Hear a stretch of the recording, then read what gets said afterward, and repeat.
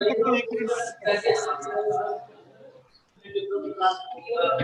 you are ready, please mute everybody and let's start. Yes, sir.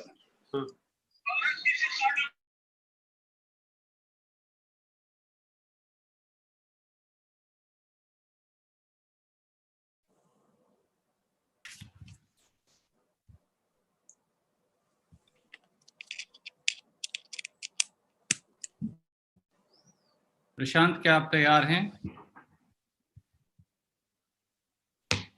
Yes sir, हमारी तरफ से सब तैयार है सर, बस विनीत जी का वेट कर रहे थे। विनीत जी सुन पा रहे हैं हमें? पा रहे हैं, हम शुरू कर सकते हैं। पीटीआई जस्ट ज्वाइनिंग इन, आप शुरू कर सकते हैं। ओके, ठीक है। नमस्कार दोस्तों। Sir let him record start. Let him start recording. Give 45 seconds pause, sir. Prashant? Yes, sir. It is started recording? We started, sir. Okay. नमस्कार दोस्तों। भारतीय राष्ट्रीय कांग्रेस की इस विशेष पत्रकार वार्ता में आप सबका स्वागत है। एक बार फिर आपकी सेहत की कामना करते हुए और आपका परिवार कोरोना से बचे रहें।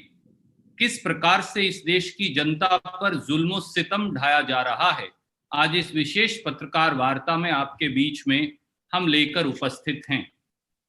130 करोड़ भारतीय कोरोना से जंग लड़ रहे हैं, रोजी रोटी की मार झेल रहे हैं, आर्थिक संकट से जूझ रहे हैं और संकट के इस समय में भी जन विरोधी केंद्रीय भाजपा सरकार रात के अंधेरे में देशवासियों के खून पसीने की कमाई को लूटने में लगी है।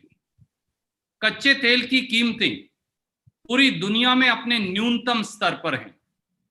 उसका लाभ 130 करोड़ देशवासियों को देने की बजाय पेट्रोल और डीजल पर निर्दयी तरीके से टैक्स लगाकर भाजपा सरकार मुनाफाखोरी कर रही है।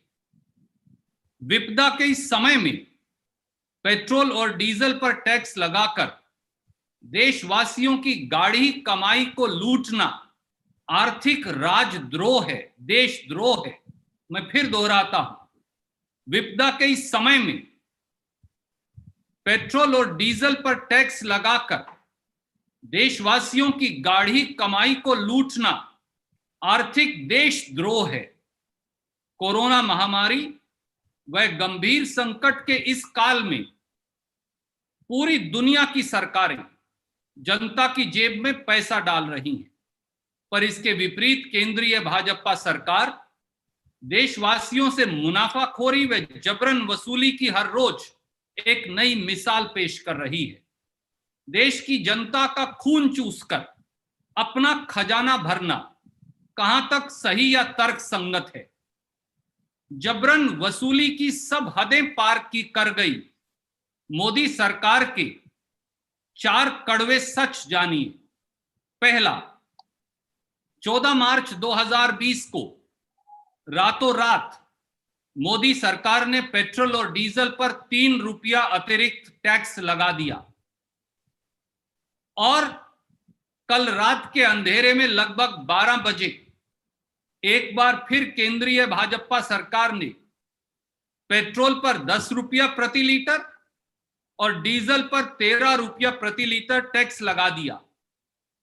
यानी मात्र 48 दिन में 14 मार्च से और 4 मई 2020 के बीच में मोदी सरकार ने डीजल पर 16 रुपया प्रति लीटर अतिरिक्त टैक्स लगाया और पेट्रोल पर 13 रुपया प्रति लीटर अतिरिक्त टैक्स लगाया। केवल इस अतिरिक्त 13 और 16 रुपए के टैक्स से हिंदुस्तान के 130 करोड़ भारतवासियों की जेब से 1,40,000 करोड़ सालाना लूटा जाएगा। क्या इसका कोई जवाब भाजपा के पास है? दूसरा, 26 मई 2014 को जब मोदी जी ने कार्यभार संभाला, भारत की तेल कंपनियों को कच्चे तेल की कीमत पड़ती थी 108 अमेरिकी डॉलर प्रति बैरल या 6,330 रुपया 65 पैसे प्रति बैरल। एक बैरल में 159 लीटर होते हैं। उस समय जब कांग्रेस ने सरकार मोदी सरकार को दी तो प्रति लीटर तेल की कीमत देश में पड़ती थी 39 रुपया 81 पैसे प्रति लीटर, और अब इसका सबूत उपलब्ध है। ये 26 मई 2014 का पीआईबी का प्रेस रिलीज मैं आपको भेज रहा हूं। 4 मई 2020 को यानी कल भारत की तेल कंपनियों को कच्चे तेल की कीमत प्रति बैरल पड़ती थी अमेरिकी डॉलर 23.38 या 1772 रुपया। एक बैरल में होते हैं 159 लीटर, यानी आज की तारीख में देश की तेल कंपनियों को प्रति लीटर कीमत पड़ रही है 11 रुपया 14 पैसे प्रति लीटर। तो फिर देशवासियों को 11 रुपया 14 पैसे प्रति लीटर वाला तेल, 71 रुपया 26 पैसे प्रति लीटर पेट्रोल व 69 रुपया 39 पैसे प्रति लीटर डीजल के हिसाब से क्यों बेचा जा रहा है? क्या केंद्रीय भाजपा सरकार जवाब देगी? तीसरा और ज्यादा सनसनीखेज और चौंकाने वाला है, मई 2014 में व 5 मई 2020 को पेट्रोल डीजल पर भारत सरकार यानी केंद्रीय भाजपा सरकार द्वारा वसूला जा रहा टैक्स देखिए। मई 2014 में जब कांग्रेस ने सरकार छोड़ी, मोदी सरकार के आने से पहले डीजल पर प्रति लीटर टैक्स था 3 रुपया 56 पैसे प्रति लीटर। मैं फिर दोहराता हूं, मोदी जी की सत्ता संभालने से पहले भारत सरकार द्वारा लिया जा रहा डीजल पर टैक्स था मात्र 3 रुपया 56 पैसे प्रति लीटर। मोदी जी ने और आज 5 मोदी जी ने टैक्स बढ़ाकर कर दिया डीजल पर 31 रुपया 73 पैसे प्रति लीटर, यानी 5.5 वर्षों में मोदी जी ने अकेले डीजल पर 28 रुपया 17 पैसे प्रति लीटर टैक्स लगाया है। देशवासियों को यह जानने की आवश्यकता है कि कैसे उनकी जेब से पैसा लूटा जा रहा है। जब कांग्रेस की सरकार गई मई 2014 में, तो पेट्रोल पर भारत सरकार टैक्स वसूल रही थी मात्र 9 रुपया 48 पैसे प्रति लीटर। 5.5 वर्षों के बाद मोदी जी वसूल रहे हैं पेट्रोल पर टैक्स 32 रुपया 98 पैसे प्रति लीटर। मतलब 5.5 साल में केंद्रीय भाजपा सरकार ने पेट्रोल पर प्रति लीटर अतिरिक्त टैक्स लगाया 23.5 रुपया 23 रुपया 50 पैसे प्रति लीटर। क्या मोदी जी इस मुनाफाखोरी का कारण देश को बताएंगे? और चौथा, और ये और ज्यादा चौंकाने वाला तथ्य है, और ये सारी डिटेल्स भी मैं आपको भेज रहा हूं। चौथा तथ्य और चौंकाने वाला है, साल 2014-15 से साल 2019-20 यानी 6 साल के मोदी सरकार केंद्रीय भाजपा सरकार के कार्यकाल में 12 बार पेट्रोल और डीजल पर टैक्स बढ़ाकर 17 लाख करोड़ रुपए की वसूली की गई है। और ये दोस्तों राजनीतिक आंकड़ा नहीं, ये भारत सरकार का कागज है जो ये दर्शाता है कि वसूली 17 लाख करोड़ रुपया है। मैं भारत सरकार का कागज आपको भेज रहा हूं। 17 लाख करोड़ रुपया 6 साल में माननीय नरेंद्र मोदी जी और उनकी सरकार वसूल चुके हैं। ये जबरन वसूली का पैसा कहां गया और जनता को राहत क्यों नहीं मिली? 130 करोड़ देशवासियों की ओर से हम मांग करते हैं कि देश के प्रधानमंत्री श्री नरेंद्र मोदी सामने आए और देश को जवाब दें। धन्यवाद। कोई प्रश्न आप पूछना चाहें तो स्वागत है। प्रणव जी आप कोऑर्डिनेट करिएगा, पूछिए। सर अगर आप थोड़ा सा रिपीट कर दें इंग्लिश में, सिर्फ छोटा सा brief. Friends, to put it very briefly in English, the entire nation and its 130 crore people are fighting the corona pandemic today. The poor migrant laborers and workers, the shopkeepers, the farmers, the small and medium businesses are virtually penniless. They are struggling for every single rupee. Yet, this draconian government is fleecing 130 crore Indians by raising insurmountable taxes on petrol and diesel. In times of this corona pandemic, as also the economic crisis that prevails across India, to fleece people of India in this fashion is economically anti-national. The manner and fashion in which the illegal and forcible recovery is being made from people of India is an example in itself, which has shocked the conscience of each one of us. And I will very briefly state 4 points. Number one, on 14th of March 2020, in the middle of the night, Modi ji increased tax on petrol and diesel by 3 rupees per litre. Yesterday, again in the middle of the night at about 12 at night, taxes on petrol were raised by rupees 10 per litre and on diesel by rupees 13 per litre. That means in 48 days, between 14th March to 4th of May 2020, Modi ji has increased tax on diesel by rupees 16 per litre and on petrol by rupees 13 per litre.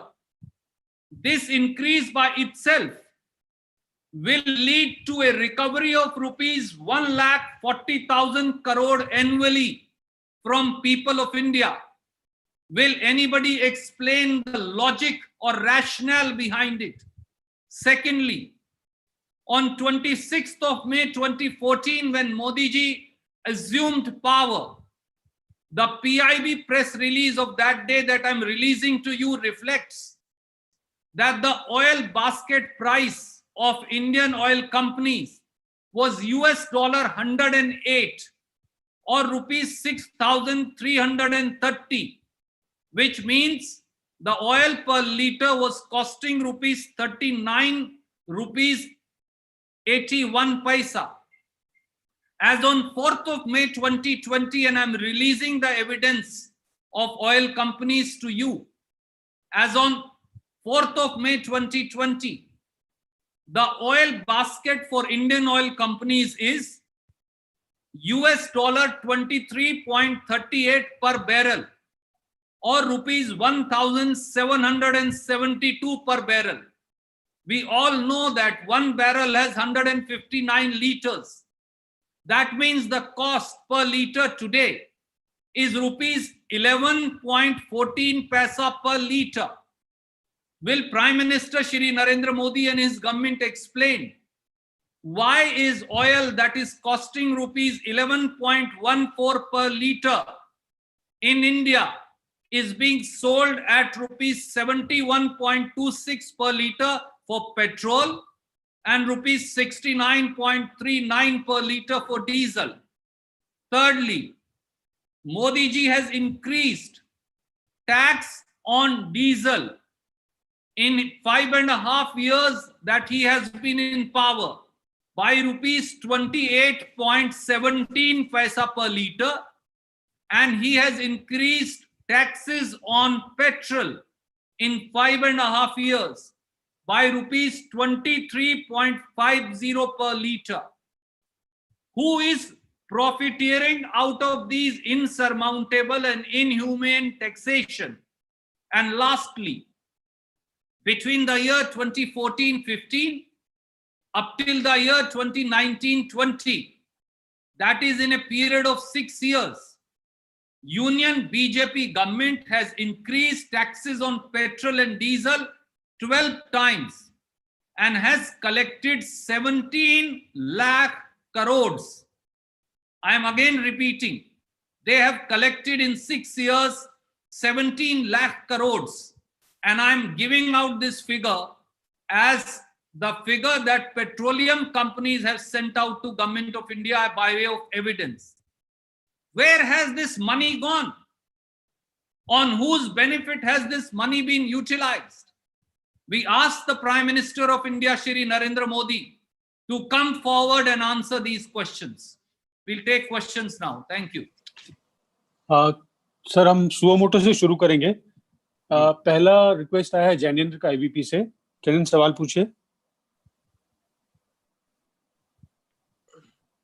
Ji sir, मेरा सवाल petrol diesel से है, लेकिन साथ में जो आज सुबह बैठक हुई है सोनिया गांधी जी की मुख्यमंत्रियों के साथ, तो क्या कांग्रेस शासित राज्यों के मुख्यमंत्रियों की बैठक में कोई इस बात पर तय हुआ है कि जो राज्य सरकारें हैं वो पेट्रोल डीजल पर वैट नहीं बढ़ाएंगी? क्योंकि हमने देखा है कि दिल्ली सरकार ने वैट में बढ़ोतरी की है पेट्रोल डीजल पर, तो जो कांग्रेस शासित राज्य सरकारें हैं उनको उन सरकारों में, उन राज्यों में इसमें पर बढ़ोतरी होगी या नहीं, इसको लेके कोई नीतिगत कोई एडवाइस दी गई है या कोई फैसला हुआ है क्या?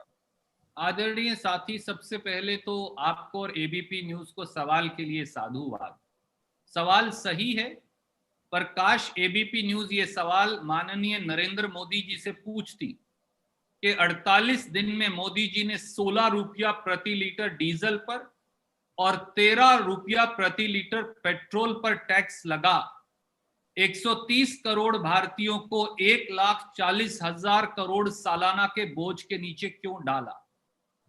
एक तरफ प्रांत कोरोना महामारी से लड़ रहे हैं और दूसरी तरफ केंद्र सरकार टैक्स कम करने की बजाय और कच्चे तेल की घटी कीमतों का फायदा देश की जनता को देने की बजाय टैक्स पर टैक्स जड़ रही है।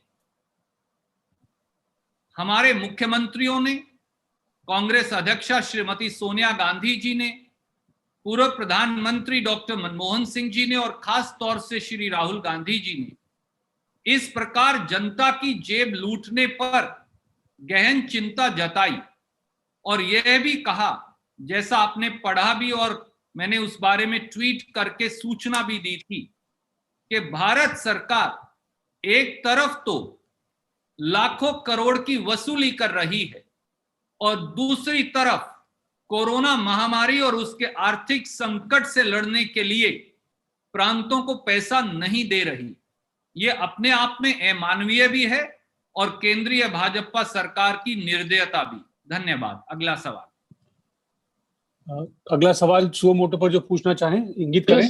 यस जी, बिलाल पूछिए। सर, मेरा सवाल है कि आज जो कांग्रेस अध्यक्ष सोनिया गांधी की बहुत महत्वपूर्ण बैठक हुई है कांग्रेस शासित राज्यों के मुख्यमंत्रियों के साथ, तो सबसे महत्वपूर्ण बात थी पैकेज की, जो मैं बार बार आपसे कह रहा था वो सामने बात आई। आज बहुत मुखर होकर वो साथ बात मैंने कांग्रेस अध्यक्ष से रखी, और जो आज तेवर कांग्रेस के आज जो दिखाई दे रहे हैं, क्या लगता है कि अब कांग्रेस एक विपक्ष की संपूर्ण भूमिका में नजर आएगी? आदरणीय साथी, बात बड़ी सीधी है। मोदी जी से हम यही कहेंगे, तू इधर उधर की बात ना कर, ये बता कि कारवां कैसे लूटा। आप 16 रुपया डीजल पर टैक्स लगाएंगे 48 दिन में, 13 रुपया पेट्रोल पर टैक्स लगाएंगे 48 दिन में, जनता की जेब से 1,40,000 करोड़ रुपया 48 दिन में ही निकाल लेंगे, 5.5 साल में 17 लाख करोड़ लूट लेंगे और जनता को राहत नहीं देंगे, उल्टा टैक्सों का बोझ ला देंगे, तो विपक्ष तो सवाल पूछेगा ही। इसीलिए हमारे प्रांतों के मुख्यमंत्रियों ने बार बार कहा, कोरोना की महामारी और आर्थिक संकट से लड़ाई कहां लड़ी जाएगी? क्या दिल्ली की राज सत्ता की अट्टालिकाओं में लड़ी जाएगी या फिर गांव, कस्बे, शहरों में लड़ी जाएगी?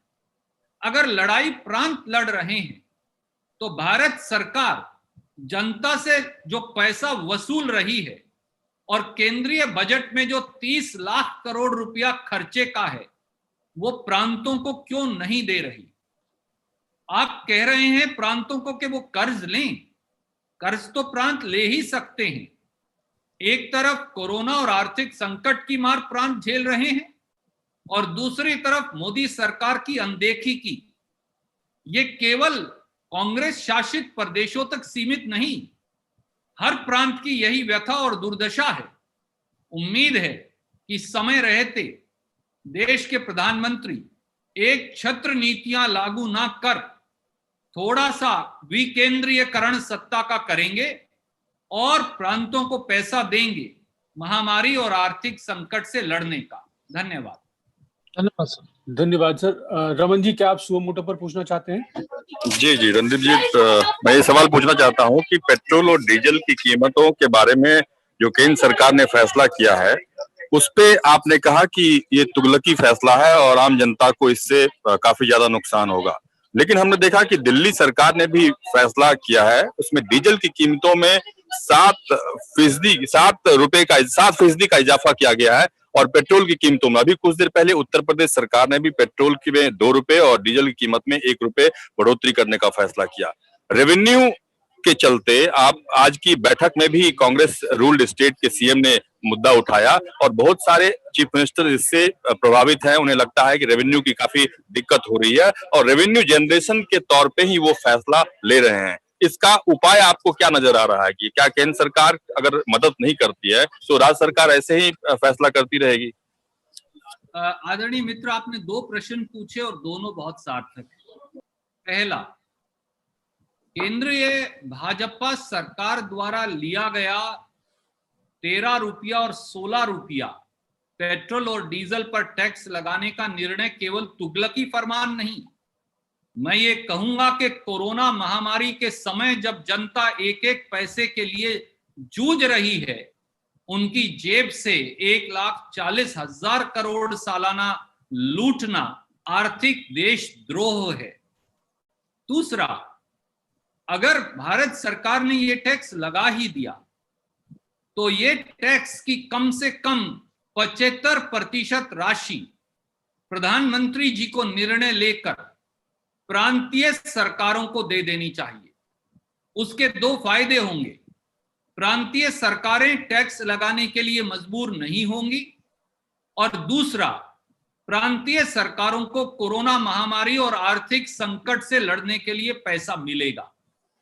पर सवाल यह है कि क्या केंद्रीय भाजपा सरकार जनहित में, राष्ट्रहित में ये निर्णय ले पाएगी? धन्यवाद। Thank you sir. आपकी अनुमति हो तो हम अन्य प्रश्नों के लिए ओपन करते हैं। संजीव जी। पीटीआई से पूछना चाहते हैं पहला सवाल। जी संजीव जी, नमस्कार। Thank you, Pranav ji. Namaskar, Randeep ji. I just wanted to know that in the meeting of chief ministers with the Congress president in the morning, many chief ministers raised the issue of financial strain on them and their lack of resources that they are facing. So, and Dr. Manmohan Singh has also pointed out to the exit strategy. The government should lay out an exit strategy from the lockdown. So I just wanted to know whether any decision on the way forward by Congress-ruled state governments has been taken at this meeting, both on the count of the opening of the lockdown as well as on the financial stress that they're facing. There are 2 or 3 important takeaways from the conversation of the chief ministers of Congress-ruled states with the Congress President Shrimati Sonia Gandhi, Dr. Manmohan Singh and Rahul Gandhi ji today. Firstly, all the states were unanimous in pointing out that Government of India is pushing the states towards fiscal distress by not announcing and allocating resources to fight COVID-19, as also to fight the economic crisis that is looming large around across cities, towns and the villages of India. This is true not only for Congress-ruled states, but is also true for rest of the states in the country, some of which may not speak up on account of them belonging to the Bharatiya Janata Party or the pressure of the central government. Secondly, the states, as also people of India, want to know what after lockdown 3.0, what is the objective as also the achievables of lockdown 3.0 up to 17th of May 2020, not only in terms of testing, not only in terms of rapid testing kits of quantifiable quality, not only in terms of availability of personal protection equipments, but also in terms of reaching out to different vulnerable sections of the society, as also reviving our industry and economy per se. There seems to be neither a roadmap nor an exit strategy. Was that the reason why Prime Minister chose not to come forward and announce lockdown 3.0? But the concern is, will now there be a lockdown 4.0 and 5.0? And when will it finally end? And when will life really begin in a safe fashion? Prime Minister Shri Narendra Modi and his government need to give answers to these questions. And finally, the chief ministers were of the opinion that they will once again write to the Prime Minister and ask for financial assistance to be shared with the states so that the fight can be fought jointly, with center leading the fight and the states being the executing partners on the ground. Thank you sir. अगला सवाल सिद्धार्थ का ANI से। सिद्धार्थ सवाल पूछिए। नमस्कार sir. हालांकि मेरे सवाल का काफी हद तक जवाब मेरे को मिल गया, मैं चाहूंगा आप उसको हिंदी में भी रिपीट कर दें। दूसरा, मैं एक ऐड ऑन करना इतना चाहूंगा कि कांग्रेस शासित राज्य नहीं और भी राज्य जीएसटी शेयर के लिए पहले से कह रहे हैं, और आप एक महीने भर पहले से जब से शुरुआत हुई है कांग्रेस शासित राज्य के मुख्यमंत्री जीएसटी शेयर की बात कर रहे हैं, वो तो अभी तक नहीं मिला। और जो शेयर कोरोना के से रिलीफ मिलना चाहिए, जो फाइनेंस पैकेज की आप बात कर रहे हैं, वो भी नहीं मिल रहा है। ऐसे में कांग्रेस के पास विकल्प क्या है? अब आप लोगों के पास विकल्प क्या है? क्योंकि और क्यों आपको लग रहा है कि सरकार अब तक अपनी मुट्ठी नहीं खोल रही? सवाल होना चाहिए कि जब प्रधानमंत्री और भारत सरकार प्रांतों को आर्थिक राहत पैकेज नहीं दे रहे तो देश के पास विकल्प क्या है? कांग्रेस देश का एक छोटा सा हिस्सा है और हम देश की आवाज को प्रतिबिंबित करने और बुलंद करने का काम करते हैं। इसलिए ये प्रश्न केवल कांग्रेस शासित राज्यों तक सीमित नहीं, ये विपदा, संकट और दुविधा हर राज्य सरकार के सामने है। एक तरफ कोरोना महामारी की मार, दूसरी तरफ व्यापक आर्थिक संकट और तीसरी तरफ मोदी जी एक पाई भी प्रांतों को हस्तांतरित नहीं कर रहे।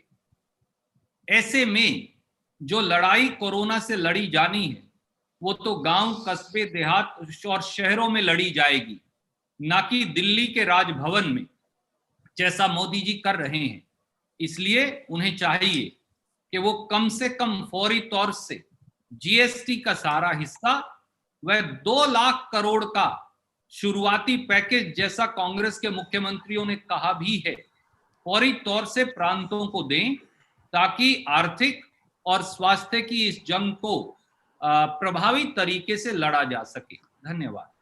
सर, मेरा सवाल ये है कि आपको क्या लगता है कि क्यों सरकार अपनी मुट्ठी नहीं खोल रही है? मैं ये पूछना चाह रहा हूँ। काश एएनआई न्यूज ये प्रश्न माननीय मोदी जी से पूछकर इस रहस्य का जवाब मुझे भी बता सकता तो पूरा देश एनलाइटन हो जाता। धन्यवाद सर। अगला सवाल अनवर का है, पीटीआई भाषा से। अनवर जी, उसके बाद संजय मिश्रा जी आपके पास। सर नमस्कार।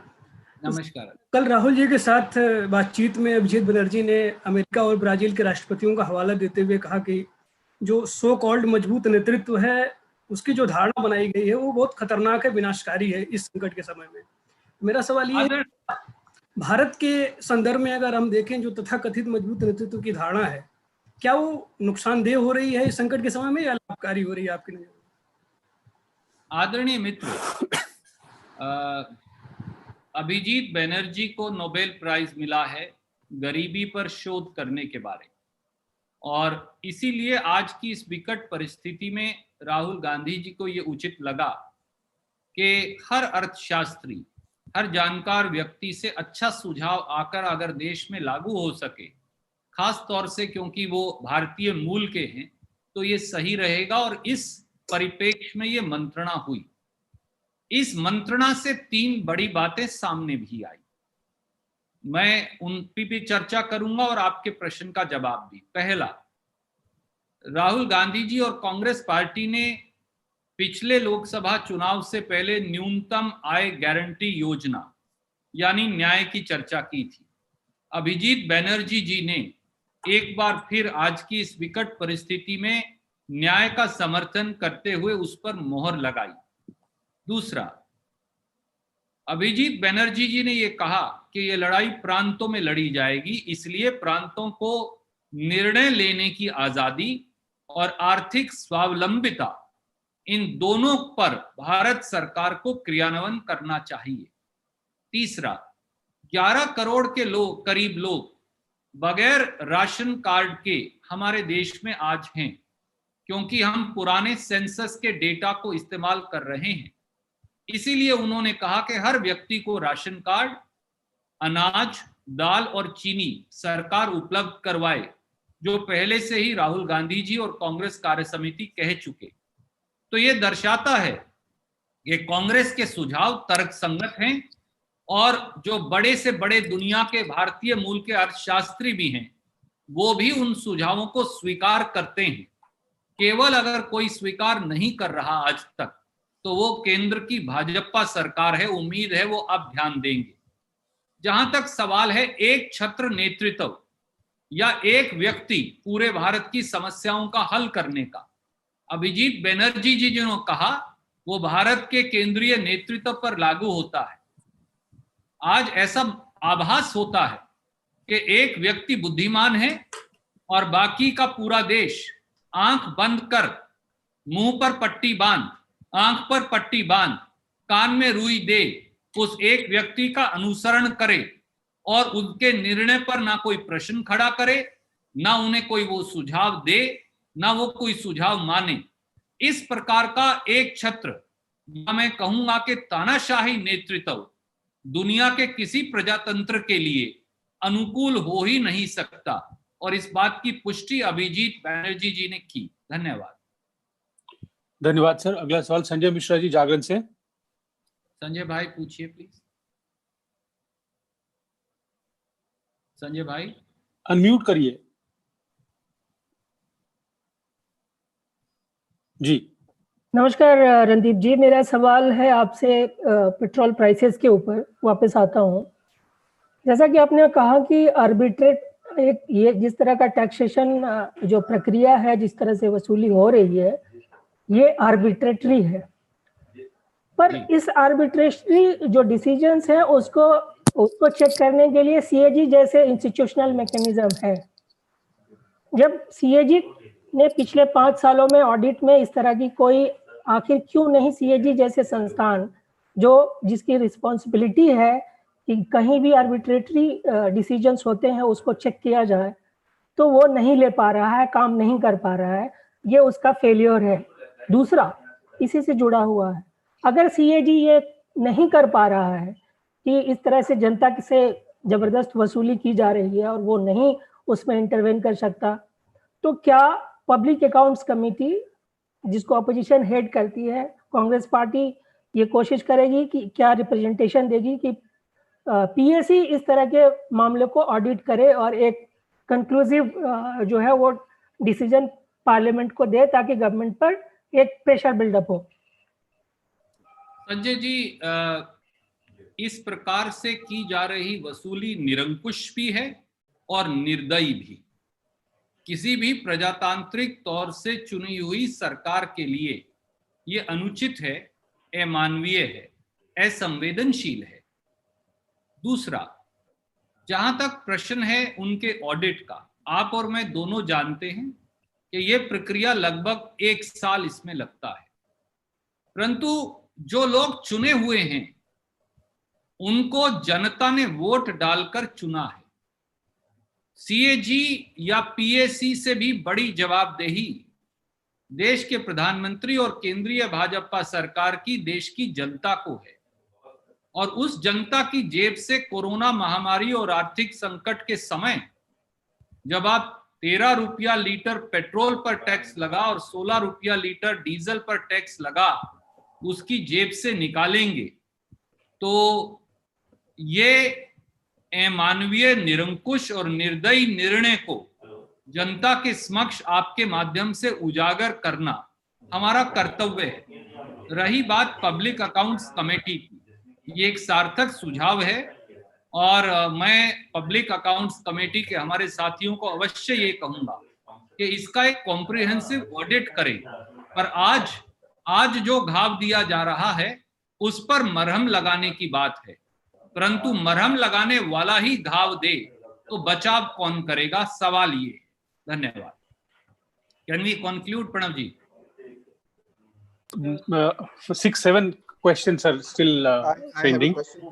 Anand ji is wanting to ask, Mohit Dubey wants, Sunil Prabhu wants, Samya wants, and there are 2-3 questions directly to me. My question, can I go ahead? Go ahead. Yeah. So my question is on the Arogya Setu app, sir. Yesterday also the government has come up with an explanation, but the experts are saying that the data security and privacy issues still remain. And some states like Uttar Pradesh are using the DMA, the Disaster Management Act, to pressurize and terrorize the people to download the app, saying that if they found not on the app, then they can be arrested as well. What do you think about this? Anand ji, first of all, let me... Ignite, sorry, sir, Arogya Setu में ही जो labour class के लोग हैं वो लोग Aarogya Setu apps download नहीं कर पाएंगे क्योंकि उनके पास हाई रेजोल्यूशन का हाई एक रेस का मोबाइल नहीं है, स्मार्टफोन एंड्रॉइड और आईओएस के लिए स्मार्टफोन नहीं जी, स्मार्टफोन नहीं है। Yes, compliment both Aaj Tak, India Today, ABP and many other of our channels including NDTV for raising the issue of privacy of citizens in the most effective fashion. Let me answer your question in 2 parts. Firstly, a leading ethical hacker yesterday pointed out serious privacy flaws in the Arogya Setu app. And if you go back to his Twitter handle, he also then tweeted that CERT, C-E-R-T, they contacted him and they took the necessary details from him. The same ethical hacker also pointed out that the flaws pointed out by Shri Rahul Gandhi were absolutely correct. The second part, what are the flaws in Arogya Setu app? I will put it very, very simply. We have right to privacy, which is a fundamental right recognized by none less than Supreme Court of India. Arogya Setu app keeps a complete track of your entire movement throughout the day, including the persons that an individual meets, also the period for which that meeting took place. That means it's as if you have a surveillance camera on your head, which is telling the app as also app's operators, where are you going, who are you meeting, and for how long are you meeting. This itself is a gross breach of privacy. Part second, Arogya Setu app has been developed not by the government and its engineers, but by GoIbibo and Make My Trip founders. We all know that GoIbibo and Make My Trip has close to 40% Chinese ownership. How are you, as now this app is also being operated finally by private operators? How are you so sure that privacy cannot be breached then? Question number 3. The app has a back-end human interface. So somebody can be described as red, orange or green by way of human interface at the back end. So if they do not like the face of Anand from India Today, or Sunil Prabhu from NDTV for their asking inconvenient questions, or Jaininder from ABP, someone can by a mischief turn them as red. You will not be able to board a metro train. You will not be able to go from Gurgaon to Delhi or vice versa, and will virtually be quarantined. Where is the security for this? Fourthly, the data of this app is stored on a cloud server. Where is that cloud server? Is it in China? Is it in Korea? Is it in Japan, or is it in India? That question has not been answered. And lastly, none less than the Indian Army itself has come forward and warned its officers of Pakistan replicating a similar app and consequently attempting to steal the data. So I think there are genuine privacy issues that government is refusing to answer, despite an ethical hacker now justifying it and CERT contacting. If there was no problem, why was CERT contacting the ethical hacker? These are questions that still lie unanswered. Thank you. Next question, sir. ये जरा हिंदी में भी बोल दें। उमा जी कह रहे हैं कि हिंदी में भी अगर ये कह दें, छोटा करके आरोग्य सेतु इसी सवाल को, आरोग्य सेतु वाले सवाल को। उमा भाई, आरोग्य सेतु ऐप में निजता के उल्लंघन के गंभीर मुद्दे हैं। हम सब जानते हैं कि भारत में निजता का अधिकार मौलिक अधिकार है, जैसा सुप्रीम कोर्ट ने भी कहा है।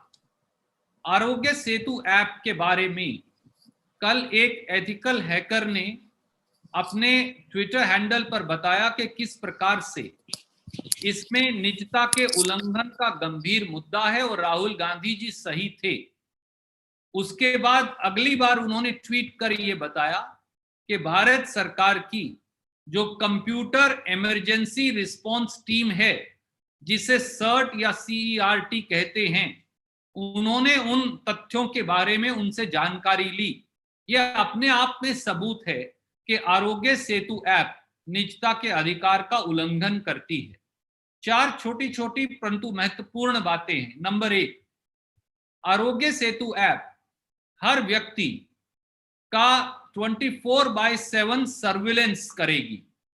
यानी आप किससे मिलते हैं, कहां जाते हैं और किस व्यक्ति से कितनी देर मुलाकात करते हैं, ये ऐप रिकॉर्ड करेगी। तो ये तो ऐसा ही हुआ जैसे एक जासूसी कैमरा आपके सर पर लगा दिया गया। दूसरा, इस निजता ये जो आरोग्य सेतु ऐप है, इसका निर्माण निजी क्षेत्र में किया गया, सरकारी क्षेत्र में नहीं हुआ। गो इबीबो और मेक माई ट्रिप के फाउंडर्स द्वारा किया गया। हम सब जानते हैं कि गो इबीबो और मेक माई ट्रिप की 40% मलकियत चाइनीज है। तो और इसका जो बैकएंड ऑपरेशन है वो भी प्राइवेट हाथों में है। तो ऐसे में व्यक्ति की निजता को किस प्रकार से उल्लंघन नहीं होगा, ये कौन सुनिश्चित करेगा।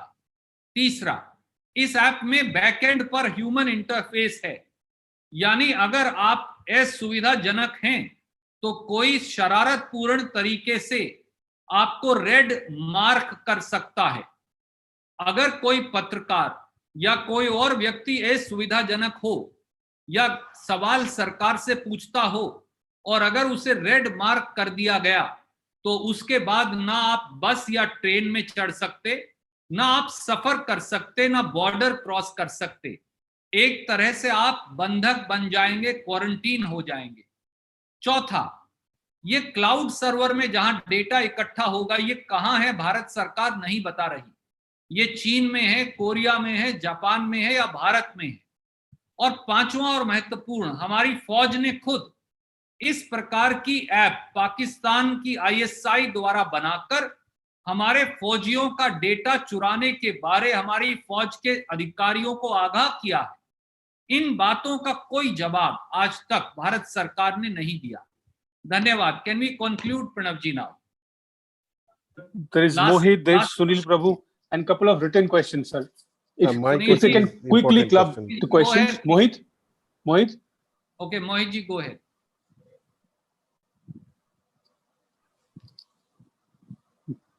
Mohit, आप तक आवाज जा रही है? Sunil, why don't you ask in the interim? Bring in Sunil first then. Yeah. Sir, I have 2 questions. Yes, sir. Basically about the issue of state chief ministers, Congress rules chief ministers, whether they will be able to levy, petrol tax, because this is the only, and liquor tax, which Arvind Kejriwal has done. Most state governments are now doing that. Tamil Nadu has done it because this is the only way forward. Is this now going to be the alternative? Because you need to have funds. If the center is not coming out to help, what do you have to do? So can you say what happened in the meeting in terms of that, whether you all will be raising taxes, or that is you will still just wait for the Prime Minister to and Nirmala Sitaraman's mercy to help states? Sunil ji, you raised an extremely relevant question and I partially answered it. The Congress chief ministers, as also Congress President Dr. Manmohan Singh ji and Shri Rahul Gandhi ji, expressed deep concern over the rise in the taxes, the insurmountable and the cruel increase in the taxes on petrol and diesel, and fleecing rupees 1,40,000 crore annually by Modi government from the pocket of 130 crore Indians. The concern is, and we have demanded today, that Government of India should transfer 75% to 80% of this money to the states. This will ensure that no burden is transferred to people of India, and this money is then adequately utilized to fight Corona as also the economic crisis. I think this is the most constructive suggestion that can be given. We await an answer from the Prime Minister as also the learned Finance Minister. Thank you. Samia, please. Samia, okay. Samia ji. Hello, sir. Sir, while the press conference was on, there was a confirmation that came in that the top Hizbul commander, Naiku, has been eliminated, who had taken over as the top commander after Burhan Wani's death. I would seek your reaction on it. But also the question pertaining to coronavirus is that Manish Tiwari today had tweeted, putting out several numbers of positive cases and deaths to suggest that the curve is not flattening. The ground realities are very different from what the government has been suggesting. Rather, he goes on to say that the rulers of the country are lying. Is the Congress party also of the opinion that the data provided by the government of the day does not match with ground realities? First question first. The Indian National Congress applauds our brave army men as also our armed forces, who despite the corona pandemic are taking on terrorists being pushed into our country on a daily basis from ISI and Pakistani government. The manner and fashion in which these terrorists are abetted by Pakistan as also the ISI is known to everybody. The manner and fashion in which the architecture of terror is being demolished by our armed forces makes every Indian proud of them. And we salute their valor and bravery in demolishing this terror network on a daily basis, which is now proved from the killing, the death in a attack of the terror commander in Jammu and Kashmir. When he attacked our armed forces ensured that the terror network was demolished. So we applaud them and we salute their valor. Coming to your second question, I would urge you that Shri P. Chidambaram, the former finance minister and the former home minister, has put out a curve, a chart out, and has requested the government to respond. For it seems, contrary to what health ministry claims, that the number of infections and the number of deaths both are increasing. That's a matter of concern. We've only highlighted the concern. The two charts I will request my colleague to send to you also. Please verify them and ask the question of the government. If they continue to rise in this fashion and the number of deaths also rise in this fashion, then what is the exit strategy? Thank you. Sir, Arun Singh ji has also come in with a request. Arun Singh ji? Let that be the last question. Arun No, ji, here is Sandeep. Sandeep ji. Sandeep, so many people are waiting, sir. Randeep जी, एक तो ये जो रियाज निक्कू को सुरक्षा बलों ने मार गिराया, उसका तर्जुमा आप हिंदी में भी कर दें संक्षिप्त में। और एक आपसे बात ये कहनी थी, पिछली बार जब ये इस तरह की बैठक हुई थी और आपने कहा था कि सोनिया गांधी जी का स्टेटमेंट आपके लिए शायद उनकी आवाज क्या इस बार आप उनकी बाइट है वो हम लोगों को मुहैया कराएंगे? आदरणीय मित्र, हमारी फौज के और आर्म फोर्सेस के जाबाज सिपाही और अधिकारी आए दिन पाकिस्तान से आ रहे उग्रवादियों के षड्यंत्र का न केवल मुंह तोड़ जवाब देते, पर उसे पूरी तौर से विफल करते हैं। भारतीय राष्ट्रीय कांग्रेस और देश के 130 करोड़ देशवासियों को हमारी सेना, आर्म फोर्सेस और पुलिस की इस बहादुरी पर गर्व है।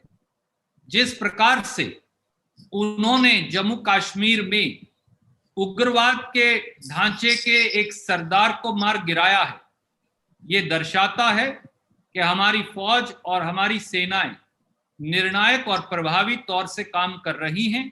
हम उनके जज्बे और बहादुरी को सलाम करते हैं। जहां तक श्रीमती सोनिया गांधी जी की जो टिप्पणी है, उनका प्रश्न है, मैंने आपका सुझाव नोट कर लिया और मैं प्रयास करूंगा कि ये सब साथियों को उपलब्ध हो। धन्यवाद। सर, एक सवाल जो आया है सीधा ये कांग्रेस प्रेसिडेंट की मीटिंग से संबंधित है। The mint ask in terms of asking for financial assistance, is there any plan of making a common appeal to the union government on behalf of all key opposition rule states, as some other states too have similar concern? Has Congress reached out to other opposition parties over the issue? My simple question is, why is it an issue restricted to the Congress ruled states or the opposition ruled states? We are fighting Corona together. There is no partisan politics happening. Is it not the obligation and the bounden duty of the Prime Minister and the Union government to participate as a leader in these times of crisis and extend a liberal financial package to the states so that they can effectively fight the health pandemic as also the economic crisis? Is it not obligatory on the Prime Minister to reach out to the states, to assess their problems, to assess the financial needs, and to ensure that Government of India participates in the fight that is taking place across villages, towns, cities, and big cities, metropolitans? Is it not fair and proper, as part of the spirit of federalism that Prime Minister so often quotes, that Government of India reaches out and grants financial assistance to the states? Why should it only be restricted to a demand from Congress or opposition ruled states? Just because BJP chief ministers are scared of pointing out the obvious to the Prime Minister, Prime Minister should be liberal hearted, as also be conscious of his duty to extend financial assistance to each and every state, bereft of any political partisanship. Thank you. Sir, जो साथी रह गए वो प्रीति रह गई, अशरफ काजमी रह गए, snake कमल रह गए, संदीप स्वर्णकार रह गए। सर, मेरा क्वेश्चन इंटरेस्टिंग है। Now it has to be the last question. I have one more meeting. जो हाँ, अगर सब लोग क्लब कर लें अपने सवाल अगर सिमिलर नहीं, मेरा क्वेश्चन मैडम सोनिया गांधी जी जो बार-बार ये चिट्ठी भी लिखा है कि इस समय फ्री रेशन देना चाहिए, और कल राहुल गांधी जी और अभिजीत बनर्जी के कॉन्वर्सेशन में भी ये सामने आया। गवर्नमेंट ऑफ इंडिया के पास ऑफिशियली बोल रहा है कि 630 lakh metric ton food grain अभी FCI गोडाउन में है, लेकिन वो जो NFSA में है उसके अलावा बाकी 21 और 22 रुपया किलो के हिसाब से ओपन मार्केट सेल स्कीम में स्टेट्स को बेचना चाहते हैं। तो आपको ये नहीं लगता है कि इस समय पूरा फ्री देना चाहिए? आज मुनाफाखोरी का समय नहीं, आज जनता को राहत देने का समय है और मोदी सरकार को चाहिए कि मुनाफाखोरी और वसूली वो प्रांतों से हो या जनता से हो, ये बंद कर राशन की ये सुविधा, जैसा कांग्रेस अध्यक्ष, कांग्रेस कार्य समिति और राहुल जी ने कहा है और कल भी ये बड़े बड़े हमारे अर्थशास्त्रियों ने कहा है कि ये सुविधा फ्री ऑफ कॉस्ट दें। धन्यवाद। Thank you sir. मेरे ख्याल से अगले मौके पर बाकी साथियों को हम मौका देंगे। बहुत बहुत शुक्रिया। आप सबको शुभकामनाएं और सुरक्षित रहें, परिवार भी सुरक्षित रहे, ऐसी भारतीय राष्ट्रीय कांग्रेस की ओर से हमारी कामना है।